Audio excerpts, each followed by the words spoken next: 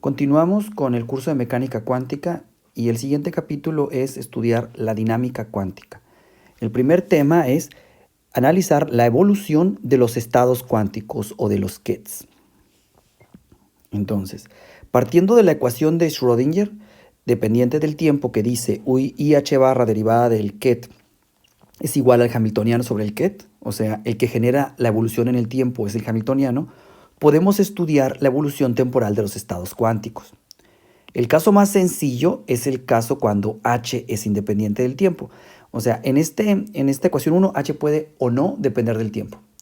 Y entonces vamos a separar en casos y vamos a analizar los diferentes casos y vamos a separar en tres. Y el primero es cuando h es independiente del tiempo. Si h es independiente del tiempo, en este caso podemos encontrar los eigenestados del hamiltoniano. Es decir, encontramos los estados tales que h de n igual a una constante e de n veces el mismo estado.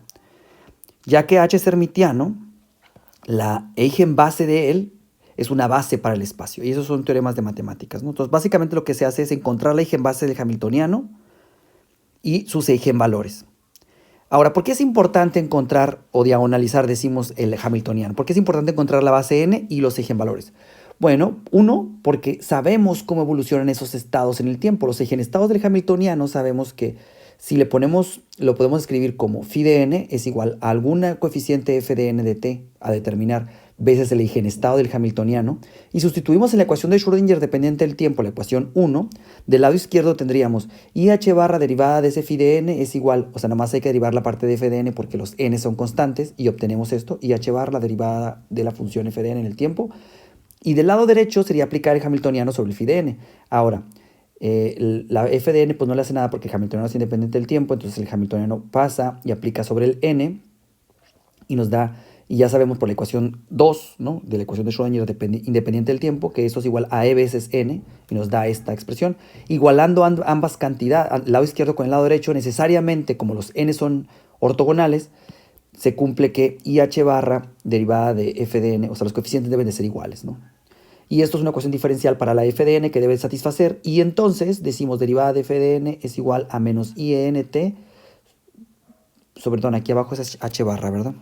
Aquí tendría que ser h barra, me equivoqué. Déjenme corregir. Ajá. No voy a cambiar nada porque después sí lo puse bien. H barra por f de n. Entonces necesitamos una función que derivada nos baje esta constante. Entonces la solución pues tiene que ser proporcional a una exponencial de e a la menos int sobre h barra. Entonces decimos que phi de n es igual a alguna constante veces este coeficiente por el estado n. Es decir, si yo escojo f de n de esta forma, la ecuación 4 satisface la ecuación de Schrödinger dependiente del tiempo. Entonces, los eigenestados estos del hamiltoniano, o sea, los eigenestados, aquí, estos, satisfacen la ecuación de Schrödinger 1. Entonces, por eso son importantes determinarlos, porque uno, sabemos cómo evolucionan en el tiempo. Evolucionan con esta exponencial, con esta fase. Y el CDN se va a determinar pues, por condición inicial, ¿no? Ahora vemos más adelante cómo hacerlo. Bueno, entonces, eso es el primer paso. Uno es que sabemos cómo evolucionan en el tiempo, o sea, son soluciones de la ecuación de Schrödinger dependiente del tiempo, y además es una solución estacionaria, ¿se acuerdan? Porque si yo proyecto en espacio y saco módulo al cuadrado o módulo normal, lo que voy a encontrar es que esto es constante porque esta fase que está aquí, el exponencial, esta fase, se elimina cuando cuadro, ¿no? Entonces, su densidad de probabilidad es constante. Entonces, es importante porque son una solución de la ecuación de Schrödinger y es una solución estacionaria. Además, número 2, es que ya que estos son eigenestados de un hamiltoniano y el hamiltoniano es hermitiano, esos forman una base. Y si forman una base, cualesquiera estado del espacio vectorial se puede escribir como una combinación lineal de ellos. Miren, por ejemplo, tome algún eigenestado, un vector, perdón, arbitrario psi de t. Yo puedo poner a la izquierda la identidad, porque, pues, por la completez de la base n, donde n es la eigenbase del hamiltoniano. Y entonces pongo el 1 y esto saco la suma a la izquierda y me va a quedar de esta forma, ¿no? Y esto, los CDN de t pues serían esta proyección. Y entonces puedo escribir cualesquiera estado como una combinación lineal de los eigenestados del hamiltoniano. Estos CDN pues serían los CDN que ya vimos cómo son. Vamos a mostrarlo de nuevo, pero podríamos hacerlo de una vez, ¿no? Sustituyendo la ecuación 5 en la ecuación de Schrödinger, dependiente del tiempo, del lado izquierdo que tenemos, pues derivamos en el tiempo. IH barra derivada de psi de t. Otra vez nomás derivamos los coeficientes y llegamos a esta expresión. Del lado derecho, pues aplicar el hamiltoniano y nada más básicamente saca la energía enésima del estado, ¿no?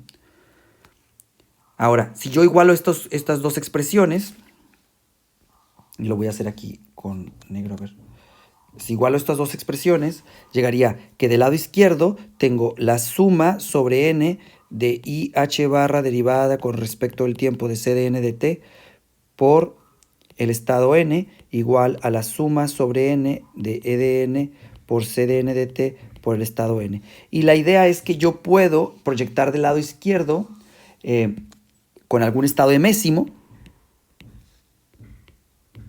Y si entraría aquí, y entonces aquí me quedaría la delta de Kronecker de m con n, y esta delta de Kronecker se va con la m, y entonces me quedaría del lado izquierdo, pues IH barra derivada con respecto del tiempo de CdM de t es igual a, aquí pasaría lo mismo, EdM por CdM de t. Y llegaría a esta expresión. Como el m es un índice mudo o no es relevante, puedo cambiar la m por la n y entonces llegaría a la expresión que tengo aquí. Entonces, para todo n se cumple anterior, llegamos a esta ecuación diferencial para los CdN, cuya solución pues sería inmediata, es una exponencial, como ya lo veíamos antes. Entonces, debido a que sabemos cómo la base evoluciona en el tiempo, podemos encontrar la evolución temporal para cualesquiera estado que se puede escribir en términos de esa base, es decir, cualquier elemento del espacio vectorial. Entonces ya tenemos la evolución temporal de cualquier estado. ¿Por qué? Podemos escribir phi de t igual a suma sobre n de CdN de 0 por e a la int por n, donde CdN son los constantes a determinar por condiciones iniciales. Entonces, ¿qué es lo que estoy diciendo? Cualquier elemento cualquier vector se puede escribir como combinación lineal de la base, y como sabemos cómo evoluciona en el tiempo la base, sabemos cómo evoluciona cualquier estado. Eso es básicamente. Entonces, por ejemplo, considere que la condición inicial sea un phi 0, o sea, considere que tenemos la condición inicial, psi de a t igual a 0. Entonces yo, psi de t igual a 0 la puedo escribir como la combinación lineal, bueno, pues sustituyendo en la ecuación 7, pues con t igual a 0, el exponencial se va, ¿no? Porque e a la 0 es 1, y nos queda que phi de t0 es igual a la suma sobre n, así, ¿no? Ahora, esta ecuación la proyectamos en el mésimo estado, del lado izquierdo y del lado derecho. Es la misma, pero proyectada en el estado m. Y del lado derecho entra sobre a la suma porque es lineal. Y nos queda el producto de m con n. Esa es la delta de Kronecker de m con n. Y entonces eso elimina la suma y eso nos queda CdM0. Entonces, los coeficientes en 7, los CdN0, se determinan haciendo la proyección con el enésimo estado, ¿no? Entonces ya tenemos la solución para cualquier ket. Tú me das un ket a tiempo, digamos, tú me das, puedes darme cuánto vale la condición inicial a través de una ecuación como esta, ¿no? Me das un ket inicial, yo calculo los coeficientes en la base, es decir, proyecto esta condición inicial en los elementos de la base del hamiltoniano, porque los m son los eigenvectores de m del hamiltoniano, y calculo los coeficientes CdM0. Y luego armo la ecuación 7, es decir, la suma sobre todos los coeficientes de esta fase e a la int con los eigenvalores del hamiltoniano por el eigenvector n. Y esa sería la evolución temporal de psi de t. Entonces, fíjense, ya tengo la solución temporal para cualquier vector, siempre y cuando encuentre primero quiénes son básicamente tengo que encontrar primero quién es en esta ecuación, h de n, perdón aquí. O sea, necesito solucionar h de n igual a e de n por n. Ya que encuentre quiénes son los eigenvectores y quiénes son los eigenvalores, puedo sustituir en la ecuación 7 y ya tengo la evolución temporal para cualquier vector siempre que calcule los coeficientes en 8. Y ya sería la solución para cualquier vector. Sin embargo, quiero platicar un poco más porque este es solamente un caso particular y es usual escribir esto de otra forma. Vamos a trabajar con la ecuación 7 y 8. Entonces, fíjense, la ecuación 8 dice esto y la ecuación 7 dice esta suma, ¿no? Entonces son las ecuaciones que teníamos de la anterior, es decir, la evolución temporal de cualquier estado es igual a la suma en 7. Entonces vamos a seguir trabajando esta expresión Y sustituimos 8 en 7. Es decir, la expresión esta la sustituimos aquí. ¿Y qué obtenemos? Pues que el estado psi de t es igual a la suma sobre los c de n0, que es n veces en psi de t, por la fase por el estado n. Y este número, esto es un número y este es otro número, y este es un ket. Entonces yo los puedo ordenar como sea porque los números con los kets se pueden cambiar de orden. Entonces esto es igual a la suma, pongo primero la fase, pongo luego el ket y luego el otro número, que es este. Y luego me doy cuenta que esto lo puedo reagrupar de la siguiente forma, ¿no? Lo único que hice fue poner un paréntesis. Y si damos cuenta que puedo pasar de arriba para abajo, nada más aplicando lo que está en el paréntesis a la derecha. Esta es la ecuación 9. Y se fijan, lo que hemos escrito es el estado a un tiempo... El estado a un tiempo t0 se puede escribir como más bien el get algo al estado tiempo t es igual al tiempo t0 aplicándole esta cosa entre paréntesis cuadrado. Esto es un operador que te lleva desde el get al tiempo t0 al get al tiempo t. Estos operadores le llaman el operador de evolución temporal, ¿no? Que te lleva desde alguna condición inicial hasta el get a un estado al tiempo t, perdón. Entonces definimos este operador que llamamos u de t, que es igual pues lo que está en el paréntesis cuadrado, que es esta expresión, que es la expresión 10, lo llamamos el operador de evolución temporal. Y en general podemos escribir que el estado al tiempo t es igual a la aplicación de este operador sobre el estado psi a t0. Y va a tener esta estructura 10 siempre que el hamiltoniano sea independiente del tiempo. Pero todavía podemos trabajarlo un poquito más para ponerlo más general.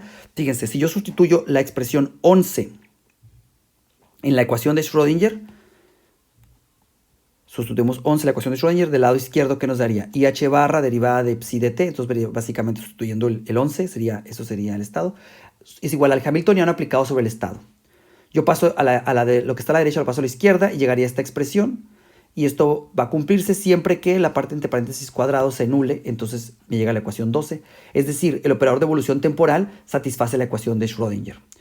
Hoy, evidentemente, cuando el tiempo t es igual a t0, nos daría u de 0 y eso tiene que ser la identidad, ¿no? Porque, pues sí, ¿no? Pues al mismo tiempo pues deja el estado donde estaba. Entonces podemos reescribir u de la siguiente forma. El u de la ecuación 10, fíjense, está en la ecuación 10, es igual a las sumas por la fase por el estado n con n. Ahora, yo lo que hago es desarrollar la exponencial en serie de Taylor, que sería esta expresión, ¿no? Que es usual, ¿no? Acuérdense que el exponencial e a la x es igual a la suma sobre n de x a la n sobre n factorial. Eso es la ley de Taylor. Y desarrollo y separo, ¿no? El coeficiente como un e a la m y corro la suma sobre n a la derecha.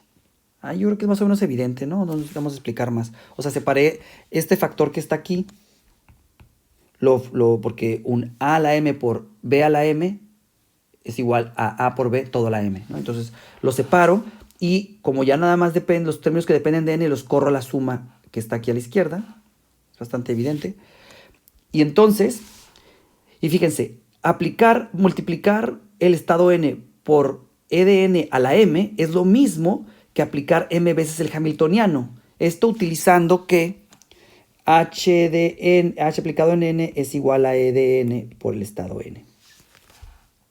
Entonces, si lo aplico m veces el hamiltoniano, voy a tener e a la m por el mismo estado. Entonces, esta expresión la puedo poner de manera más cortita. Déjenme cerrarlo aquí. Lo que estoy haciendo es reescribiendo el operador de evolución temporal, ¿no? Entonces sería la u es igual a esta suma que decíamos ahora. Y fíjense que ahora el hamiltoniano ya no depende de la n, entonces lo puedo correr a la izquierda. Y la suma sobre todas las n sobre n, pues la identidad, la puedo poner como un 1 o dejarlo implícito. Y entonces me queda que el u de t es igual a esta suma. Para poner esta suma de manera cortita, la ponemos como el exponencial, la función exponencial de un operador, que es lo que discutíamos en la introducción. Y donde h es un operador aquí. Entonces, básicamente cuando escribimos una función de este tipo, lo que estamos significando no es básicamente esto, ¿no? Que es la suma infinita, ¿no? De términos de esta forma. Bueno, o bien que el operador de evolución temporal es igual a esta exponencial, la ecuación 13. e a la menos i, el hamiltoniano t menos t0 sobre h barra. Y con este operador, pues se sigue cumpliendo, ¿no? Que ese es el que lleva desde el estado a un tiempo inicial t0 hasta un tiempo t. Esto ocurre si h es independiente del tiempo. ¿Qué pasaría si h depende del tiempo? Si hamiltoniano depende del tiempo, pues ahí se pone un poco más complicado y vamos a solucionarlo de una vez. Entonces, vamos a hacer otro caso. Si el hamiltoniano depende del tiempo, nos teníamos esta ecuación, ¿no? Nada más que, igual la misma ecuación de Schrödinger, porque esa es general, nada más que ahora el hamiltoniano depende del tiempo. Entonces, vamos a postular que existe también un operador de evolución temporal que lleva el ket de un tiempo t, desde un tiempo t0 hasta un tiempo t, ¿no? La relación usual, ¿no? Sí, vamos a suponer que esto ocurre y vamos a ver si podemos encontrar algún u que haga esto. Y llegaríamos, fíjense, satisface de llegaríamos a que u tendría que satisfacer la ecuación de Schrödinger, la misma 15, no más que con u, haciendo el procedimiento que vimos antes, no es inmediato, ¿no? Sustituimos y pasamos a la derecha, entonces tiene que cumplir la ecuación 16. Otra vez con la condición inicial que el operador de evolución temporal a t es t igual a t0, pues de 1. Es decir, el que u siga la ecuación de Schrödinger es un resultado general. No nomás es para cuando el hamiltoniano es independiente del tiempo, también cuando el hamiltoniano depende del tiempo. Y necesitamos solucionar 16. Si u soluciona 16, va a ser el trabajo de llevar desde un tiempo inicial hasta un tiempo final, incluso cuando el hamiltoniano depende del tiempo. Fíjense que la ecuación 16 la podemos reescribir como una ecuación integral haciendo lo siguiente. Notamos que la ecuación de 16 se transforma si integramos de ambos lados en el tiempo. Sería la integral desde t0 a t del lado izquierdo y la integral desde t0 a t del lado derecho. Del lado izquierdo, pues aplicamos teorema fundamental del cálculo, ¿no? La integral de una derivada es la función evaluada los límites. Sería la u en t menos la u en t0, pero la u en t0 es 1, entonces quedaría de esta forma, y la derecha queda la integral esta. Y entonces puedo despejar u de t y me queda u de t es igual a 1 menos i sobre h barra y la misma integral que teníamos. Aquí utilicé que el i abajo se sube como un menos i. Y esta ecuación 17 es una ecuación integral, fíjense, porque tenemos la u afuera del lado izquierdo y dentro de la integral del lado derecho. Esta ecuación integral 17 es equivalente a la ecuación 16. Con esta expresión podemos iterarla de cómo sigue, que voy a mostrar en este momento, para encontrar una expresión, una serie infinita para la u. Entonces, teníamos que la ecuación para el operador de evolución temporal es equivalente a esta ecuación integral. Esta es una ecuación integral que podemos iterar, es decir, meter la integral dentro de sí misma. Entonces, sustituimos u por la misma expresión, esta. ¿Sí lo ven? O sea, en vez de la u, puse otra vez la misma integral con la u. Y si hacemos esto infinitas veces, digamos, podemos llegar, vamos, aquí, por ejemplo, de este proceso va a salir un término, va a ser el 1 menos la integral desde t0 a t de h de t'. Pero podemos volver a iterarlo y así van a ir saliendo más términos, ¿no? Aquí, por ejemplo, volví a introducirlo al siguiente orden hasta t'. Y si hacemos esto infinitas veces, llegaríamos a la serie que está aquí abajo. Esta serie tiene nombre, se llama la serie de Dyson, por Freeman-Dyson, y bueno, esta se puede reescribir, van a ir saliendo términos, y el enésimo término sería voy a escribirlo de manera cerrada, que es la forma que aparece en los libros, que es la que está aquí a la derecha, es la ecuación 18, y es la que se conoce como la serie de Dyson. Esto sería, y aquí la cosa es que hay que guardar orden, porque fíjense que debido a que las integrales son de t0 a t y luego de t0 a t1 y t1 es el que corre en la primera integral, eso tiene que aplicarse en este orden específico. Y hay una maquinaria completa para hacer estas integrales y aplicarlas. Y bueno, eso se escapa de los alcances de este curso. Pero bueno, solamente quería que la conocieran, ¿no? Por cultura. Pero hay un caso particular que a lo mejor sí podrían resolver un problema a ustedes o podría tocar relativamente pronto. Es el caso en el particular en el que el hamiltoniano, a pesar de que depende del tiempo, conmuta consigo mismo a diferentes tiempos. Si esto ocurre, la expresión anterior se puede simplificar. Fíjense, vamos a tomar, por ejemplo, el segundo término para ver cómo haríamos esto. Tomemos este término que está aquí. El segundo término, ¿no? Ahorita hacemos lo mismo, pero con el término enésimo que aparece en la ecuación 18, pero tomemos el segundo término para que veamos cómo es el procedimiento, la idea detrás de transformar esto cuando el hamiltoniano conmuta. Tomemos, por ejemplo, el segundo término de la serie, que está aquí escrito, ¿no? Si este término conmuta a diferentes tiempos, yo puedo cambiar el orden de estos hamiltonianos. Básicamente eso significa que puedo conmutar. Y puedo llegar a esta expresión. Nada más pasé el HTV' a la izquierda y me queda la integral. Y me doy cuenta que lo que está entre paréntesis cuadrado es una función de t'. Es una g de t'. Y esta función, si yo la derivo con respecto de t', pues me da, por teorema fundamental del cálculo, h de t. Entonces, al final, esta integral es como la integral de un u por du. Y entonces la integral de u, yo sé que es, ¿cuánto es? Es u al cuadrado sobre 2. Y entonces llegaría a esta expresión. Y desde t0 hasta t. Si hago este procedimiento con el término enésimo, lo podría hacer igual. Lo voy a bosquejar aquí, ¿no? Porque si no tendría que escribir muchos puntos y no creo que aprendamos nada. Análogamente, el enésimo término, fíjense, el enésimo término iría algo como esto, ¿no? Tendría todos los hamiltonianos. Si los puedo conmutar, puedo agruparlos para hacer como esto, ¿no? La integral de t0 hasta t1, t0, y luego va a ser puros términos de t0 hasta t en el último, y luego todos los demás, les cambié el orden, ¿se fijan? Puse primero el tn y luego todos los demás hasta el t1. Si hago esto, lo podría hacer, por ejemplo, aquí tendría, cuando haga esta integral me va a quedar como la u al cuadrado sobre 2. Y luego va a quedarme u al cuadrado sobre 2 multiplicado por du otra vez. Y entonces esto me daría un u a la 3 sobre 3. Y luego aquí había fuera un 2. Y luego cuando al siguiente me va a dar u a la 4 sobre 4. Entonces 2 por 3 por 4. Y así me va a quedar un término que sería la suma por u a la n por n-1 por n-2 por 2 veces la integral a la n. Y voy a ir subiendo el orden en el término enésimo. Y entonces la expresión que teníamos antes para la serie de Dyson pues va a quedar 1 más la suma de estos términos. Es igual a el término general u más menos i a la n. Y los números que estaban abajo, n menos 1, o sea, básicamente es un n factorial por la integral a la n. Y esto pues es la expresión para la exponencial, pero ahora de la integral del hamiltoniano en el tiempo. Y entonces llegamos a la expresión 19. Aquí cuando h independiente del tiempo se puede sacar de esta integral y recuperamos la expresión para cuando hamiltoniano independiente del tiempo, ¿no? Eso es como más, o sea, podemos haber dicho más la deducción primera y hacer los casos particulares. Pero entonces, como hemos visto varias cosas, voy a hacer un pequeño resumen. En resumen, ¿qué es lo que hemos visto hoy? Hemos visto que la evolución temporal de los estados de los qubits cuánticos está regida por la ecuación de Schrödinger, 1, romano. Y que de manera general la evolución la podemos representar a través de un operador de evolución temporal, que representamos en 2, donde el u cumple la ecuación de Schrödinger 3 con la condición inicial de que a tiempos t igual a t0 da la identidad. Y este operador está dado para los diferentes casos por, cuando h independiente del tiempo es la exponencial de e a la menos i h t menos t0. Cuando depende del tiempo pero conmuta consigo a diferentes tiempos queda la misma exponencial pero ahora con la integral del hamiltoniano en el tiempo. Y cuando el hamiltoniano depende del tiempo y no conmuta para diferentes tiempos nos queda la horrenda serie de Dyson, que para evaluarla hay que hacer una ingeniería y se puede volver hacer doctorado en evaluar esta serie.